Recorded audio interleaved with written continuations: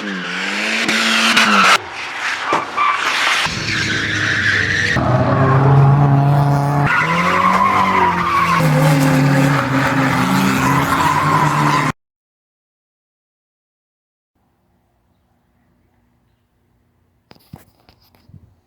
up, guys? It's Drifts and Lifts here. Super exciting today. Today is the day I get to install my new 531 head shipped over from Dennis Blom from Sweden. Going to be installing that on Miss Huff today. So if all goes well, we're going to have this thing tuned tomorrow or the day after, and we're going to be making some awesome red block NA power. So basically this video is going to be an installation video of the whole head install, step by step. I've never actually done a head gasket on a Volvo before. I've helped a couple buddies do some parts of it, but never actually done start to finish by myself. So this will be a bit of a learning curve for myself as well. I'm just going to pick through it and kind of show you guys step by step kind of how it goes. As far as head gasket installations go, the red block motor is one of the most simple you can possibly do. Single overhead cam, 4-cylinder. There's nothing around it. Like the manifolds come off super easy, that kind of thing. So it shouldn't be too difficult. I'm gonna start draining the coolant right now, and then we'll get to it. I just gotta let this thing cool down a bit. I just finished driving it, so I don't want to burn my hand on anything. But yeah, so yeah, gonna be a pretty fun little video here. We're gonna pick our way through this head install, and then we get to tune it. So I'm pretty stoked, guys. So anyways, hope you liked the video. All right, so I'm gonna start this video out with basically we're gonna make sure we have everything first. When you're doing a head gasket, you're gonna want to pick yourself up a head gasket fully installation kit. It'll come with all the gaskets, so that's right here. Here's the head gasket, valve cover gasket, intake manifold gasket right here, exhaust manifold gaskets, and all the little, there's a couple O-rings and stuff like that in here for the distributor. I think this is a cam seal, I believe. So yeah, you want to pick yourself up one of these. You can get them from IPD for pretty cheap. I think like 70, 80 bucks, something like that. Pretty fair as far as how much stuff you're getting in here. Good quality. This is a good quality head gasket. The Volvo ones are, I forget the type of metal this is used. But yeah, you don't have to worry when ordering stuff from IPD. They always got you covered as far as quality goes. So yeah, I got some extra coolant. I got all my parts. I got a new water pump. I'm gonna install this PCV box, brand new. So while we're in here, we can do a lot of stuff. I have my timing belt here. I don't have a tensioner. I'm gonna get that later, but this one's still good, so that's not a problem. So as you guys, I've been talking about this in other videos. Here's the 531 head that Dennis built for me. So yeah, it's a 531 automobile head. It's not a Penta head, so it doesn't have the corroded number 4 exhaust port there. So yeah, Dennis has done some pretty good porting work onto the ports there. The exhaust side isn't too crazy, but if we go over to the intake side, there's, you know, it's opened up quite a bit. So this is shaved 2.5 millimeters from stock. So the compression ratio on this motor is going to be really high after this. Probably around 12-1 or something. But because you're probably thinking like, oh, you're not gonna be able to run that because you only get 91 or 94 octane in Canada. But because of the cam we have in here, this is a TMOS 1310 cam. So that's a 13 millimeter lift and 302 degrees of duration. So this is actually gonna decrease your dynamic compression ratio because of the valve overlap. When the compression stroke's coming up, the valve's still going to be open for a slight bit, so it's going to bleed off a bit of compression essentially. So yeah, this head is going to be awesome for this motor. We didn't go bigger valves just because when Dennis was building it, the costs were getting pretty, you know, they're adding up. So I was like, he said, because I'm running the stock intake manifold, having bigger valves, I probably wouldn't have benefited from too much. So whatever this setup is, it's gonna scream compared to the setup right now. As you guys know, I have a K-cam and intake and exhaust and a tune basically. We're gonna be tuning it on the Spitronics Mercury 2 ECU. Dan at Postace is gonna be doing that. He's always really good with my tunes. Every car that Dan's done for me has been incredible, so nothing to worry about there. I got red paint, gonna redo my valve cover. Yeah, so this setup should be pretty awesome, guys. I'm pretty stoked. So let's get into it. I am going to start off with taking the strut tower brace off because that obviously has to go to the way. I'm going to drain all the coolant. So disconnect this hose from the radiator, drain all your coolant out. I just replaced my oil, so I'm not going to do an oil change, but you guys are, if you're going to do a head, generally it's good to do an oil change as well at the same time. Anyways, not a huge deal. So yeah, I'll start off with those two things. I'll take the distributor out. I got to do a fix on my Hall sensor because the little clip, you guys have probably came across this before, the little clip has actually broken off and it's causing me a bit of issues. So yeah, let's get started. All right, so one thing that I always try to do when I'm doing a fairly big job is put all your bolts and nuts and stuff in the same places. Like for example, the 4 nuts that I took off this pulley, I just put them over to the side in there so I don't forget where they are. Little nuts like that they can hide on you. Yeah, so next I'm going to take off the valve cover and take out the distributor. I got to do that JB weld repair on the Hall sensor, and I'm going to spray my valve cover so that's all dry once we go to put everything back on. Get a fresh coat of paint on it, make it look kind of cool to complete the head. And yeah, then we'll start getting the manifolds off. All right, so I got the distributor out here. Let me just put this down real quick. So this clip right here, this falls out super easy. I think it's held in there from the factory with some sort of silicone or glue or something. But once they get hot and over time, that wears away. And I actually, because this plug came out and something was shorting in there, my car actually stopped running on me, and I realized that this plug was just hanging around, flopping around, and touching things it shouldn't. So I'm gonna pull this out. This distributor's still good, but I'm gonna wanna JB weld this plug in. So I'm gonna, brake clean it, get everything nice and clean, and then make up a good JB weld mix. It's all I really got right now. Anything to hold it in place. And you also, the clip, when you have the distributor in there and you put the clip on, it's easy to break that again. So you just got to be careful when working with this. It's a pretty fragile thing. Usually, I didn't want to go Hall sensor. It would have been nice to keep the stock crank position sensor like the Regina and LH 2.4 cars have. But because the Regina flywheel was not compatible with this ECU, we went just to Hall sensor because I had a bunch of them laying around the garage. So it's not perfect, but it does the job. All the LH 2.2 cars used to run on Hall sensors. So not a huge deal. We're going to JB weld that, let it cure so we can put it in once we have the new head on. All right, so here's my shitty JB weld repair of focus, Mr. Camera. Yeah, so it's all gooped around there. I'm just going to let it sit here and cure. And this is going to be like the last thing I put in just because JB weld takes about 24 hours to fully cure. Yeah, so that's definitely going to be the last thing I put in. I have a new distributor cap and rotor for it, so that's good. All right, where are we now? So the valve cover's off. I just went and painted it, so I'm letting that dry, and then I'll probably do another coat on it. So now I can start getting the manifolds off as well as the crank pulley. Yeah, and then I'm going to have to take off the timing belt cover and the backing plate. So when I get there, I'll show you guys kind of a couple tips about that.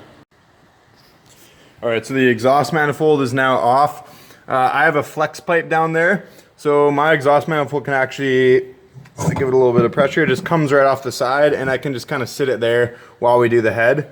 That's perfect. As far as the intake manifold goes, super easy to take off. You can see all the 13mm nuts. 1, 2, 3, 4, 5, 6, 7, 8. They're all pretty easy to get at. Shouldn't really need any special tricks to do that. So once we get that off, there's a couple things we gotta disconnect. We're gonna pull the harness through the middle. I'm actually gonna take this intake manifold off and do some porting on it. So I'll be showing you guys that as well. That's what Dennis recommended, right where the injector holes go in. There's some good amount of material you can take off and improve flow. So yeah, we're gonna get that intake manifold off and then see what's next. All right, so exhaust manifold is off, obviously. So we got the intake manifold off now. So because I'm gonna be actually taking the whole manifold off and doing some port work on it in the other shop. I actually have to disconnect a lot of things that you guys, if you're just doing a head gasket replacement, you wouldn't actually have to replace or take off, sorry. So that includes this hose going from the brake booster. That's gonna go into your manifold right on the side there. This hose meets up right here. It's just a vacuum hose for something. So we got one fuel line for the return, and then here's the actual high pressure line for the input to the fuel rail. I disconnected the injectors from the manifold. So that's the 3 nuts here. One's right there and right there. So that's all that holds the rail to the manifold. I'm actually gonna bring off the fuel rail with the manifold when I bring it into the other shop, just because there's this one line that goes right down to the cold start injector, and I don't want to mess with it because those are really hard to get on and off. So I'm just going to bring the whole thing. That's all right. Just trying to think if there's anything else that I forgot here. Disconnect your injectors. The 2 grounds will come off with the fuel rail mounting bolts, so that's easy. Yeah, don't forget your throttle cable here if you are taking the manifold off. So there's a little clip right there, and then this slides into this square piece, and then the clip goes back on once you have it in there. I just left the clip on it so I don't lose it. So we're pretty much ready to take this manifold off. I'm gonna put the camera down and see what I can do here. There we go. So the intake manifold came off pretty nicely. You just got to take your injector harness and kind of thread it down through the middle intake runner, wherever the injector harness went, this right here. So it kind of came up through the middle intake runner. So the couple things you got to disconnect while we're down here. So we have this connection to your, sorry, what's this? The gauge for the heater, for your coolant temp gauge. So disconnect that. We're going to use the one on the new head. Knock sensor is part of the block. You can leave that in. We want to disconnect this coolant temp sensor. That's this one right here. So that's got to come off. Boom, just like that. Then we're going to disconnect this this heater hose. So there's one hose that goes into the head essentially, and it's that one right there. After that, we want to, actually, we don't even need to scrape the old gasket off the head because we're not using this head. So that's good to know.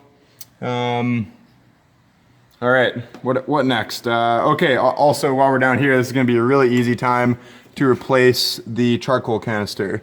So I'll do that once I get the that coolant hose out of the way. All right, guys, so I got my coolant line off there. I replaced my PCV box with a brand new one. I siliconed on the bottom of it where that O-ring is because I didn't actually have a new O-ring to put in there. Yeah, so that's all done now. Now I'm just making my way to the front of the motor, and I'm dealing with all the timing belt stuff. So I got a little bit carried away. Sorry I didn't film the last couple, little bit there. No big deal.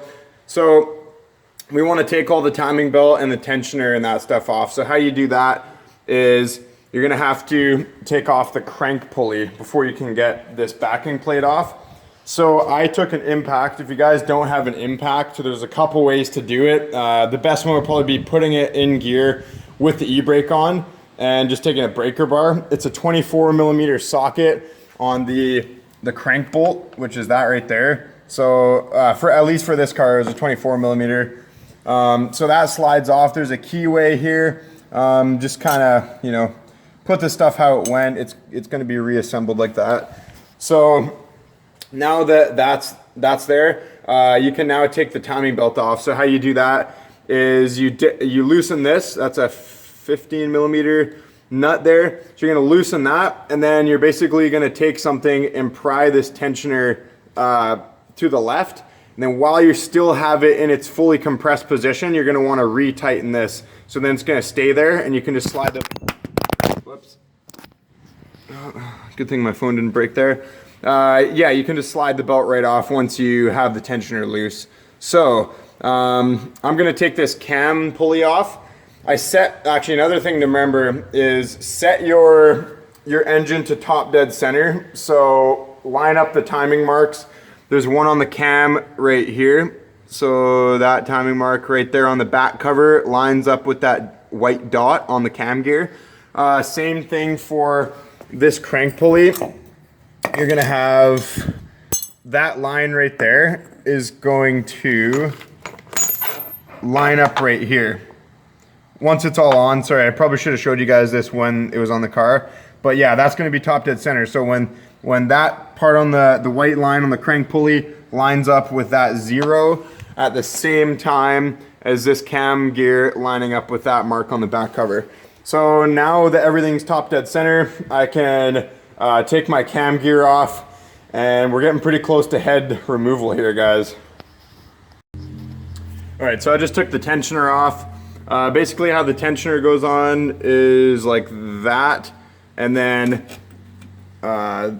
this nut right here was on there after I put this on. So that was like that. This little one goes into this hole here, and basically it just pivots like that once the spring's there. So if you take this nut and washer, this one off of this stud, this will actually just kind of slide out with the spring. So I'm just keeping everything in the same sort of location just so I remember when it goes back. And yeah, so we should be good. Now we're gonna take the head off. So how we're gonna do this, guys, the proper way to do this is you're gonna wanna loosen 1, 2, 3, 4, 5, 6, 7, 8, 9, 10. So you wanna go from outside to in, and then when we put the new head on, we're gonna go from in to outside. All right, so the 531 head is now taken off. So if you come over here, this big puddle of oil, here's the 530 with the K-cam that was previously in Miss Huff. So the K-cam, while it is a pretty good cam, it's still kind of on the mild side. It's still kind of a stock cam. It came in factory cars. So we're going to something way more intense. It's the Timos 1310 cam. 302 degrees duration, 13 millimeters lift. The K-cam is 268, 272 duration, and 11.9 millimeters lift, 12. Yeah, something like that. But the cam that's going in is going to be a lot more aggressive than this. We're probably going to lose a bit in the low end, to be honest. The K-cam's pretty chunky in the mid-range, but we're going to pull up top way better. So yeah, I'm super stoked. Now I'm just heading over here. Basically, since the head's off, we want to prep our surface to put the new head on. So I'm taking this Scotch-Brite here, and I'm just cleaning out a lot of the carbon deposits that were on the pistons. So shining that up, I'm getting all the surface ready to mat to the new head. So I'm gonna do that, and then we're gonna position our gasket in place.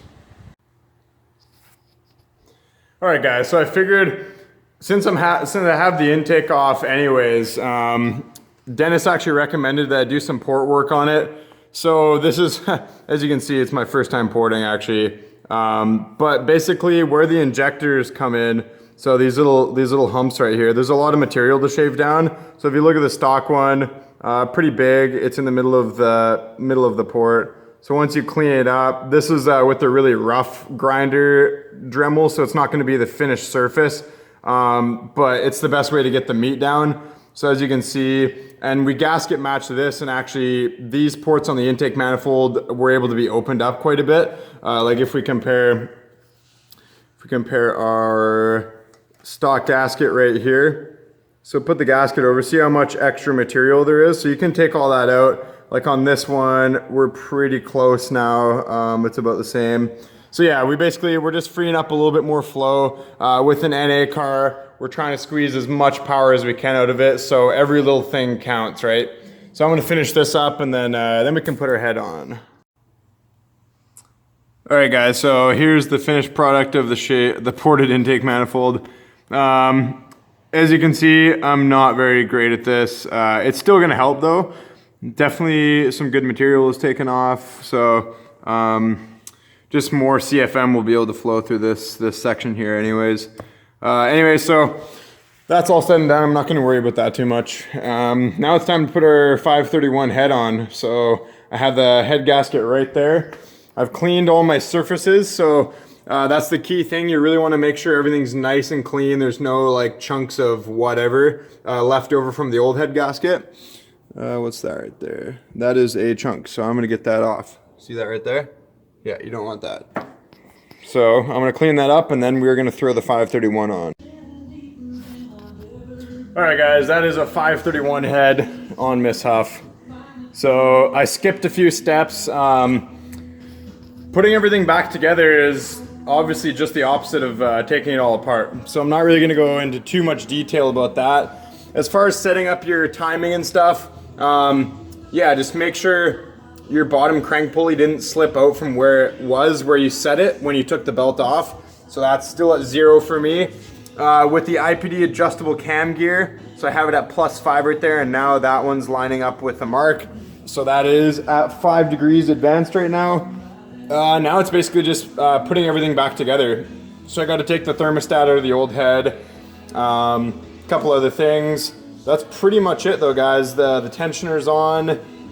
There's a little bit of oil. I made sure to put some oil on all the cam lobes and stuff like that before I started turning it, because it's a fresh head and there's no oil in there as of right now.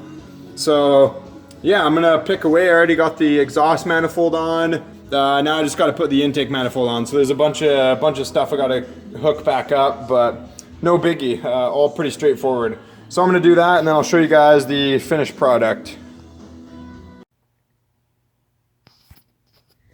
All right, guys. So I got a little carried away, as I usually do. Everything's all put together. I just fired it up. It actually runs. I'm not gonna let it run for very long because it doesn't have a tune on it, and the timing could be way the heck out. I didn't mark my distributor and put it where it used to be, but it ran nonetheless. I got a big vacuum leak because I broke the vacuum nipple off that one port in the manifold, so I'm gonna have to replace that. Other than that though, I'm like really fired up. Tomorrow, Dan tunes it. So we're gonna do that on another video. Stay tuned for that. I'm really stoked. Everybody in this video right here, give an estimate of what you think it's gonna make, and we'll see who wins. I'm hoping for over 150 wheel. It better make over 150 wheel. This setup here is quite a bit more aggressive than what I previously had. Oh, it looks so good in there, man. Jeez. So we got the IPD adjustable cam gear. It's set at +5, so 5 degrees advanced. And the reason for that is because when you shave a head, because it's closer to the crank, it actually retards the timing, the cam timing a bit. So to make back up for that, you have to run an adjustable cam gear and set it at +5, +7, kind of around there. It depends how much you're shaving off. So that's basically a wrap up for today, guys. I hope that gives you a little bit of insight on how to do a head gasket replacement. I know I wasn't super thorough about every little detail, but honestly, if you guys have a little bit of mechanical knowledge, these motors are so easy to work on. I couldn't even imagine doing like a head gasket or, you know, all that stuff on like a 4-cam, quad cam V8 or something from some Jaguar. It just would be insane, but this car is totally doable. I got that fresh painted valve cover. That looks awesome on there. I polished up the Volvo emblem. I'm always digging that. So yeah, I think that's a wrap up for today, guys. Definitely stay tuned for the dyno tune video of this, and then once we get that done, I'm gonna be off to the races. I'm gonna bring this thing to lots of drift events, and I'm hoping to rip the crap out of it. So yeah, like and subscribe for hard-boiled Volvo babies. Peace out.